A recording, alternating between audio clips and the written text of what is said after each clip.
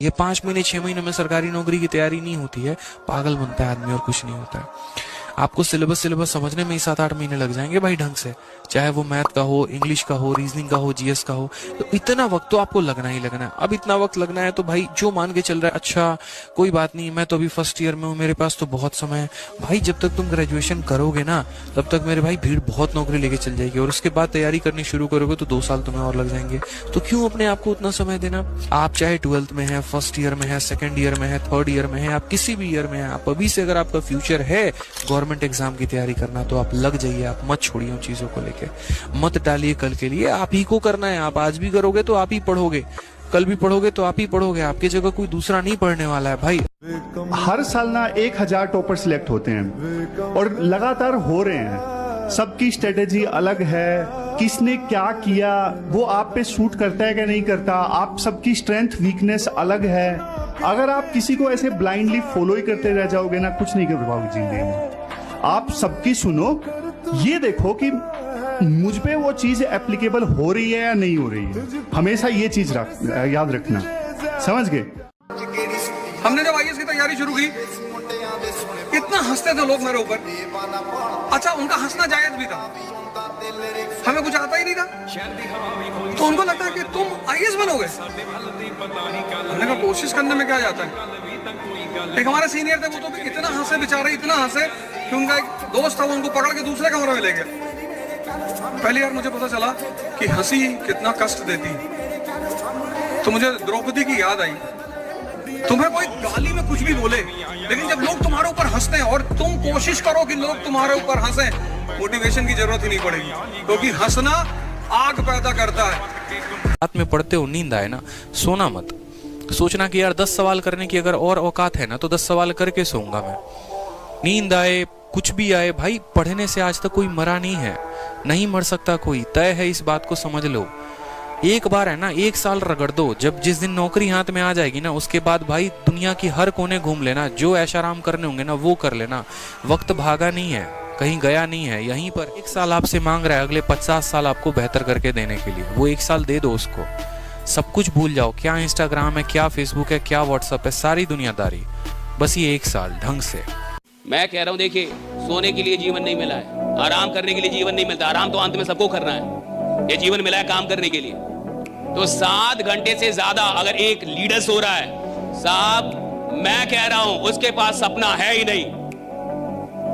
जिस आदमी को 7 घंटे से ज्यादा नींद आ रही है, उसकी नींद नहीं टूटती, सपना नहीं है अभी आपके पास। 6 घंटे में नींद टूटती है, 7 घंटे में नींद टूट जाती है आदमी की। 12 घंटे सोना यानी ड्रीम नहीं है आपके पास, और ड्रीम है और बेचैनी नहीं है, यानी आप फालतू का ड्रीम देख रहे हैं, फिर केवल डायरी पे है, दिल में नहीं है साहब। जिस आदमी के सपने सिर्फ डायरी पे है ना साहब, उसको नींद आती है। जिसके सपने डायरी से निकल के दिल में आ गए साहब, उसको तो बोलना पड़ता है कि सो ले थोड़ा सा, राइट? हाँ, थोड़ा सोया कर, हाँ, कितना काम करेगा, थोड़ा सो भी ले। मौका मिले जिंदगी में भाग मिल्खा भाग ओम प्रकाश मेहरा की जरूर देखना। एक फिल्म साला 100 ट्रेनिंग के बराबर हो सकती है। कैसे स्टैंडर्ड रेस कर रहा है, भाग रहा है, दौड़ रहा है, बनियान उतार रहा है, पहले मग में निचोड़ रहा है और फिर भाग रहा है, दौड़ रहा है, बनियान उतार रहा है, अब बाल्टी में निचोड़ रहा है पसीना। कि पहले मग भरता था पसीने से, अब साला बाल्टी भर के दिखाऊंगा, ऐसा बन के दिखाऊंगा, क्योंकि मुझे अपना गोल अचीव करना है। फोकस मेरा बड़ा क्लियर है। Ladies and gentleman, raise your standard. Goal पूरा करने की प्रोसेस के अंदर आपको सबसे इंपॉर्टेंट चीज करनी पड़ेगी कि अपना स्टैंडर्ड को खाना नहीं। अगर भैया सरकारी नौकरी लेनी है तो 2 कारण है, या तो आपके पास पैसे की कमी है, ठीक है, आप अपने लाइफ में स्टेबल नहीं है, थक चुके हैं आप लोगों की बातें सुनकर, और नहीं तो ये होगा कारण आपका पैशन है। अगर आपका पैशन है, ठीक है, तो आप जान लगा। और याद रखिएगा कि अगर आप किसी को उपलब्धियों में हराना चाहते हैं तो सबसे पहले उसे मेहनत में हराइए, राइट? जब आप किसी को मेहनत में हरा सकेंगे तब आप उसको उपलब्धियों में भी हरा सकेंगे। जो लीजेंड होते हैं ना साहब, वो पहले मेहनत में हराते हैं। बहुत सारे लोग इस दुनिया में खुद को हारा हुआ महसूस करते हैं। मैं कुछ कर नहीं पा रहा, मेरा कुछ अच्छा नहीं हो रहा, मेरा हम तय करते हैं कि कैसे गुजरेंगे।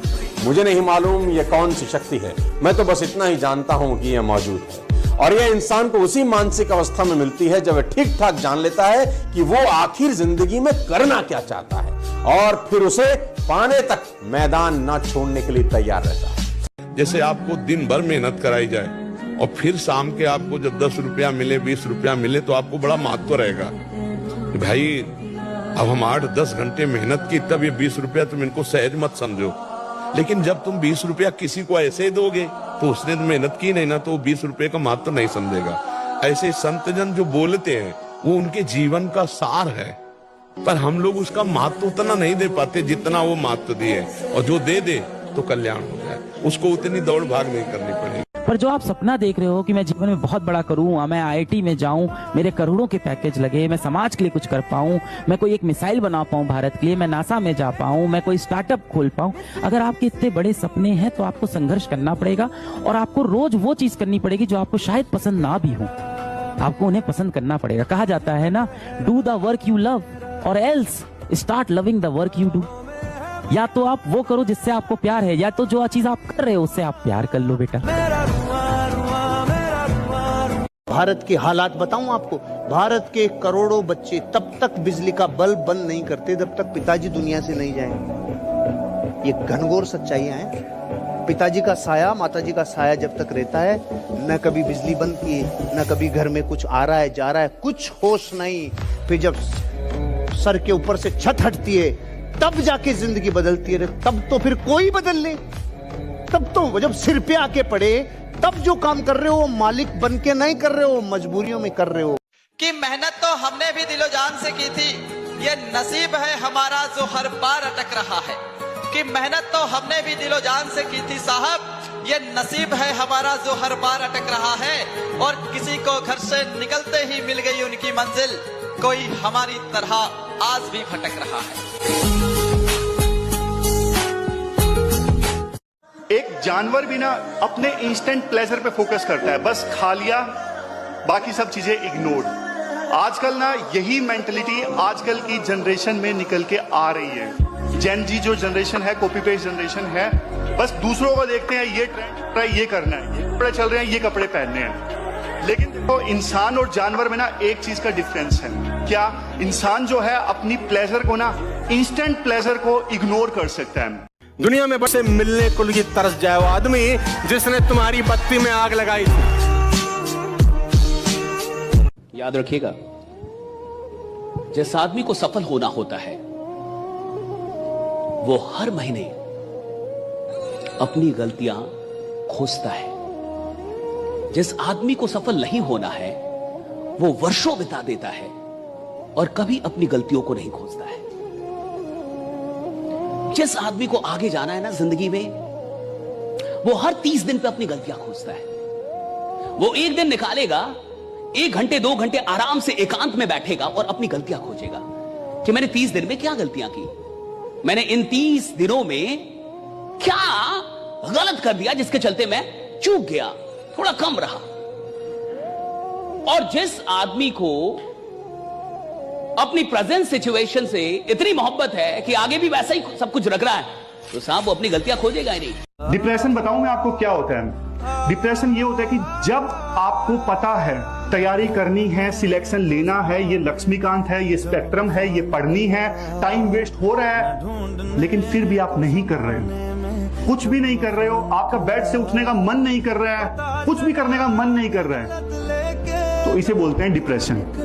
हर कामयाब मर्द के पीछे एक औरत का हाथ होता है। हाँ, और वो औरत माँ होती है। और लड़कियां तो जब मिलती हैं जब मर्द कामयाब हो जाता है।